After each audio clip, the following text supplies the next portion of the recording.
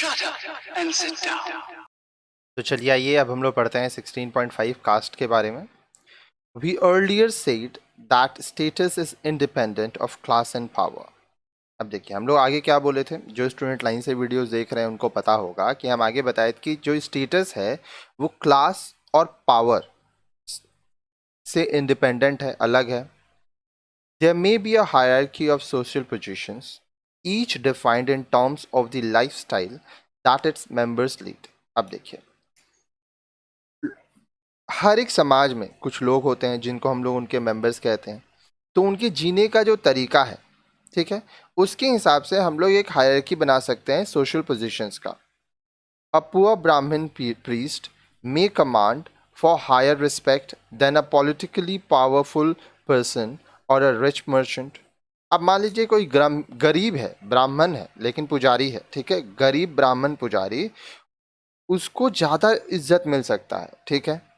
एक politically powerful person मतलब राजनीतिक रूप से जो शक्तिशाली आदमी है या जो अमीर आदमी है, हमारे समाज में जो पुजारी होते हैं, पंडित होते हैं, चाहे वो गरीब क्यों ना हो, ब्राह्मण को हम लोग रिस्पेक्ट देते हैं, इज्जत देते हैं. Both the king and the merchant will touch his feets and seek blessings. राजा और जो व्यापारी हैं, मर्चेंट्स हैं, वो दोनों ही गरीब ब्राह्मण के पांव छूते हैं और उनसे आशीर्वाद लेते हैं. A new king cannot occupy the throne unless the Brahmin priest has performed rituals. एक नया राजा तब तक राजगद्दी पर, राज सिंहासन पर नहीं बैठ सकता जब तक एक ब्राह्मण पुजारी अपने जो राज्याभिषेक जिसको हम लोग कहते हैं नियम को पूरा नहीं करे. For all matters about Hindu law and religion, the advice of the Brahmin priest continues to be sought.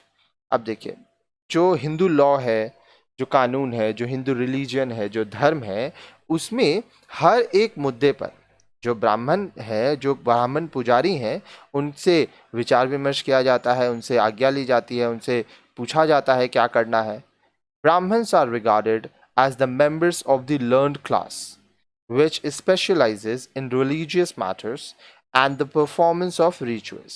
Brahmins को क्या कहा जाता है? ब्राह्मण्स को माना जाता है कि ये पढ़े लिखे लोगों में से एक होते हैं, क्योंकि अगर आपको पता होगा, हिस्ट्री आप थोड़ा बहुत पढ़े होंगे तो आपको पता होगा ब्राह्मण सबसे ऊंचे दर्जे पे आते हैं. ब्राह्मण होते हैं, फिर क्षत्रिय होते हैं, ठीक है, फिर वैश्य होते हैं, फिर शूद्र होते हैं. तो ब्राह्मण जो है ये माना जाता है कि वो पढ़े लिखे लोगों में आते हैं, ठीक है. इनको धार्मिक जो कार्य होते हैं उनके ऊपर इनकी विशेषज्ञता होती है, स्पेशलाइजेशन होता है, और ये आपके जितने भी नियम कानून है, ठीक है, जो रीति रिवाज है, इनको पूरा करते हैं. आप अपने घर में भी देखते होंगे पुजारी आते हैं, वो पूजा पाठ करते हैं. This example shows that the system of ranking in which the Brahmins are placed at the top is the one that is independent of economic and political power. अब इस उदाहरण से हम लोग को समझ में आता है कि जो रैंकिंग का सिस्टम है, ठीक है, जहाँ पर ब्राह्मण लोगों को हम लोग रख रहे हैं, हम एकदम ऊपर में, चाहे कोई व्यक्ति इकोनॉमिकली स्ट्रांग हो या पॉलिटिकली स्ट्रांग हो, उससे मतलब नहीं है. ब्राह्मण जो रहता है हमारे समाज में, इसको रैंकिंग में सबसे ऊपर रखा गया है. The caste system is a characteristic of Indian society, but is also found in many parts of South Asia. अब देखिए जो भारतीय समाज है उसकी विशेषता है कि भारत में बहुत सारे कास्ट के लोग रहते हैं, ठीक है, लेकिन साउथ एशिया में, दक्षिण एशिया के बहुत सारे हिस्सों में भी ये जाति प्रथा देखी गई है, कास्ट सिस्टम देखा गया है, ठीक है. आगे देखिए. Although caste is how Hindus organize their society, the elements of caste are seen in non-Hindu communities as well. हालांकि जो हिंदू समाज है वो अपने समाज को एकत्रित करके ऑर्गेनाइज्ड वे में रखने के लिए कास्ट का इस्तेमाल करते हैं, ठीक है. आप जिस कास्ट के हैं, जिस जाति के हैं, उस हिसाब से आप अपना काम करते हैं. लेकिन जो ये बता रहा है कि जो नॉन हिंदू हैं, ठीक है, जो लोग हिंदू कम्युनिटी से नहीं हैं, वो लोग भी, उनमें भी कास्ट सिस्टम होता है, ठीक है, वो भी इसको पालन करते हैं. Those religious and sects that emerged as a reaction to caste inequalities have ended up tolerating its members to follow caste practice. अब देखिए, कुछ ऐसे भी लोग हुए जो कि धर्म से, जो रिलीजन से, सेक्स बने। ये इसलिए बने क्योंकि जो कास्ट इनइक्वालिटी हुआ, जाति के नाम पे लोगों में असमानताएं हुई और अब लोग उसको बर्दाश्त नहीं कर पाए। ठीक है, तो वो क्या किए, वो अलग हो गए। As a result, caste are found among Muslims, Christians, Sikhs, Jains, Jews and Zoroastrians. इसके परिणाम स्वरूप जो जाति है वो हम लोग मुस्लिमों में, क्रिश्चियंस में, सिख, जैन, जूज और जोरोएस्ट्रियंस में भी मिलता है। Not only have those, but many tribal communities have also been absorbed in the caste system. अब देखिए, हिंदू तो थे ही, इसके साथ मुस्लिम, क्रिश्चियन, सिख, जैन, जूस, जोरास्ट्रियंस में भी कास्ट पाया गया। ठीक है, यहाँ पे भी कास्ट सिस्टम है। अब इनके साथ साथ बहुत सारे आदिवासी समुदाय भी हैं, ट्राइबल कम्युनिटीज़ भी हैं, जहाँ पर ये जो कास्ट सिस्टम है ये देखा गया। ठीक है, this process is called the tribe caste continuum, meaning thereby that some tribes have become caste over time. अब इसका मतलब क्या हुआ, इसको हम लोग ट्राइब कास्ट कॉन्टिनम कहते हैं। इसका मतलब ये हुआ कि कुछ कुछ ऐसे भी आदिवासी समाज हैं, समुदाय हैं, जहाँ पे वक्त के साथ जाति प्रथा आ गई। The caste system derives it's basis from Hinduism. जाति प्रथा जो है वो कहाँ से आया, वो हिंदुइज्म से आया। The Hindu text Rig Veda pronounces that different castes have emerged from different parts of God's body. देखिए, हिंदू जो साहित्य है, ठीक है, ऋग्वेदा, उसमें ये कहा गया है कि ये जो जाति प्रथा है ये भगवान के जो शरीर के अलग अलग हिस्से हैं और उनसे ही जाति प्रथा आया है। From his mouth emerged the Brahmins, from his arm the Kshatriya, from his thighs the Vaishya, and his feet came the Sudra. देखिए, कहते हैं कि भगवान के मुख से ब्राह्मण आए, उनके बाजुओं से क्षत्रिय आए, उनके जांग से, थाइज से वैश्य हुए और उनके पांव से शूद्र हुए।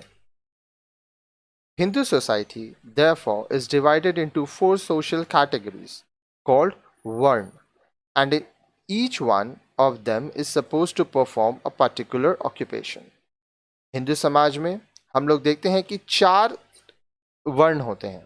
ठीक है, और जो जिस वर्ण का है उसके हिसाब से वो अपने कार्य करता है, अपनी ऑक्यूपेशन को चलाता है। The Brahmins performs rituals. ब्राह्मण जो है वो रीति रिवाज के काम करते हैं, पूजा पाठ करते हैं। They read and comment upon religious text. अब जो भी धार्मिक ग्रंथ हैं वो इन्हें पढ़ते हैं, इनके ऊपर अपनी राय देते हैं, लोगों को हमारे परंपराओं के बारे में बताते हैं, धर्म के बारे में बताते हैं। The Kshatriya is a warrior caste. The member of this caste protect their people against external attack. क्षत्रिय जो होते हैं वो क्या होते हैं, वो योद्धा होते हैं। ठीक है, क्षत्रिय जो सदस्य होते हैं वो अपने लोगों को बाहरी आक्रमण से बचाते हैं। The Vaishya is in specialise in trading. अब जो वैश्य होते हैं वो व्यापारी होते हैं, व्यापार करते हैं। At the bottom of the hierarchy is placed the caste of the Sudra, whose main job is to serve the upper caste. अब सबसे नीचे शूद्र आते हैं, उनका काम क्या होता है, जो अपर कास्ट है, ब्राह्मण, क्षत्रिय, वैश्य, इनके लिए वो काम करते हैं। Each of these social categories is further divided into several other smaller categories. अब ये जितने कैटेगरीज हैं, ब्राह्मण हुए, क्षत्रिय हुए, वैश्य हुए, शूद्र हैं, इनको बाद में और भी छोटे छोटे कैटेगरीज में बांटा गया। Some of the silent characteristics of caste may be noted below. अब देखिए, जो कास्ट सिस्टम है उसके कुछ प्रमुख विशेषताएं निम्नलिखित हम लोग पढ़ सकते हैं। अब आप जिस भी देश में रहते होंगे, अगर आप भारत में रहते होंगे तो आप ये चीज़ तो जरूर देखे होंगे कि हमारे देश में भी जो जाति प्रथा है वो बहुत ज़्यादा है। आप भी किसी न किसी जाति के होंगे, आप उसके नियम कानून मानते होंगे। ठीक है, तो इस हिसाब से जाति भारत में बहुत ही महत्वपूर्ण हो जाती है। तो आइए इसकी विशेषताएं देखते हैं। All these characteristics of caste are inter related. अब जितनी भी हम लोग विशेषताएं देखेंगे यह एक दूसरे से संबंधित हैं। The caste system is based on the ideas of purity and pollution. अब देखिए कास्ट सिस्टम जो जाति प्रथा है, इसका आइडिया क्या है, विचारधारा ये है कि प्योरिटी, ठीक है, और पोल्यूशन के ऊपर ये आता है। मतलब प्योरिटी हो गया जो एकदम साफ रहता है, पवित्र। पोल्यूशन मतलब जिसमें अशुद्धियां हैं। Besides occupation each caste has it's style of living. अब देखिए जो भी काम लोग करते हैं, उनका ऑक्यूपेशन जो भी हो, हर एक जो जाति है, जो कास्ट है, उसका अपना रहने का एक तरीका होता है। आगे देखिए, in a village a person's caste may be identified by looking at his dress and jewelry, house types, food habits and the manner of speaking. अगर आप गांव में जाएंगे तो आप ये देख पाएंगे कि लोग किस कास्ट के हैं। आप कैसे देखेंगे, वो किस तरह का कपड़ा पहना है, वो किस तरह के गहने पहना है, आभूषण पहना है, उसका घर कैसा है, खाने का तरीका क्या है, बात करने का तरीका क्या है। तो ये सब चीज़ों को जब आप देखेंगे तो आप समझ पाएंगे कि ये व्यक्ति किस कास्ट का है। It has been found that each caste has its dialect, which may be distinguished from the others. अब देखिए यहाँ पे एक वर्ड है डायलेक्ट। आइए मैं इसको आपको मतलब बताता हूँ, क्योंकि मतलब जानेंगे तो आपके लिए आसान होगा। ठीक है, डायलेक्ट का मतलब होता है a particular form of language which is peculiar to a specific region और सोशल ग्रुप। मतलब हर एक रिलीजन में, हर एक जगह पे लोगों का बात करने का एक तरीका होता है। ठीक है, ये देखा गया कि अलग अलग जगह आप जाएंगे तो लोगों का बात करने का जो तरीका है, जो लहजा है, वो कुछ ना कुछ अलग रहता है। Each cast follow the rules of endogamy, that is its members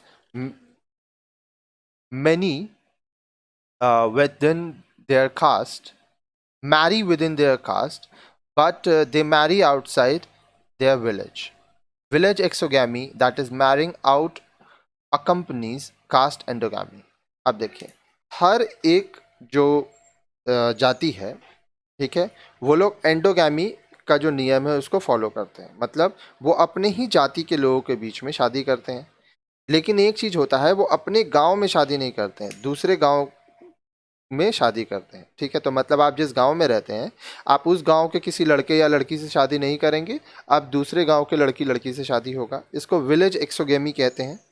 marrying out a companies caste endogamy. ठीक है, each caste has its council locally called caste panchayat, which takes up disputes and other matters about the caste. हर एक जाति का अपना एक council होता है जिसको पंचायत कहा जाता है। ठीक है, लोगों की जो भी समस्याएं होती हैं, जो भी झमेले होते हैं, लोग पंचायत में जाते हैं और पंचायत में सुनवाई होती है। ठीक है, और फिर जो निर्णय लेना है वो लिया जाता है। Each caste has it's complex of gods and goddesses, ritual complex and folklore. अब देखिए यहाँ पे एक वर्ड है फोकलोर, आइए इसका मतलब हम लोग देखते हैं। ठीक है, इसको थोड़ा मैं जूम कर देता हूँ आपके लिए, तो आपके लिए आसान होगा समझने में। देखिए फोकलोर होता है a traditional belief, custom and stories of a community pass through the generations by word of mouth. तो बोल रहा है कि हर एक कास्ट का अपने अपने देवी हैं, देवताएं हैं, अपना अपना एक कॉम्प्लेक्स रीति रिवाज है, नियम है जो वो पालन करते हैं। और फोकलोर जो हम आपको बताए, वो उनकी अपनी अपनी कहानियाँ होती हैं। ठीक है, अपना अपना बिलीव्स है, विश्वास है। The above elucidation of caste, its nature and attributes are true only in an ideal typical fashion. अब यहाँ पे एक और वर्ड है elucidation, तो आइए इसका हम लोग पहले मतलब देखते हैं। एलिसिडेशन का मतलब होता है व्याख्या करना, किसी चीज को क्लियरली बता देना, समझा देना, विवरण देना, समझा देना। तो बोल रहा है कि अभी हम लोग जो कास्ट के बारे में पढ़े, उसके नेचर के बारे में पढ़े, उसके अलग अलग एट्रीब्यूट्स के बारे में पढ़े। ठीक है, तो ये एक टिपिकल फैशन होता है सब में। As of now the system of caste has lost its purity under the influence of humanitarian values and other forces of modernization. आज ये जो जाति प्रथा है, ठीक है, इसकी जो शुद्धता है, पवित्रता है, वो खो गया है क्योंकि लोगों की जो मूल्य है वो बदल गए हैं। आज लोग मॉडर्नाइजेशन के तरफ चले गए हैं। तो अगर आप शहर में रहते होंगे तो आपको पता होगा कि लोग शहर में जाति प्रथा नहीं मानते हैं, ठीक है, सब एक साथ रहते हैं। Urbanization and communication have also broken down the rigor of intercaste prejudice and antipathies। अब यहाँ पे देखिए कुछ कुछ वर्ड है। तो सबसे पहला है रिगर, उसका हम लोग मतलब देखते हैं। रिगर का मतलब, एक मिनट रुकिए, यहाँ पे देखते हैं रिगर मीनिंग, ठीक है, कठोरता। रिगर का मतलब कठोरता होता है। फिर प्रिजुडिस का मतलब देखते हैं, आइए। प्रिजुडिस का मतलब होता है पूर्वग्रहों या पूर्व धारणा, लोगों की जो सोच होती है उसको बोलते हैं। फिर एंटीपैथीज का मतलब क्या होता है, आइए वो देखते हैं। Okay, just give me a minute. Antipathy,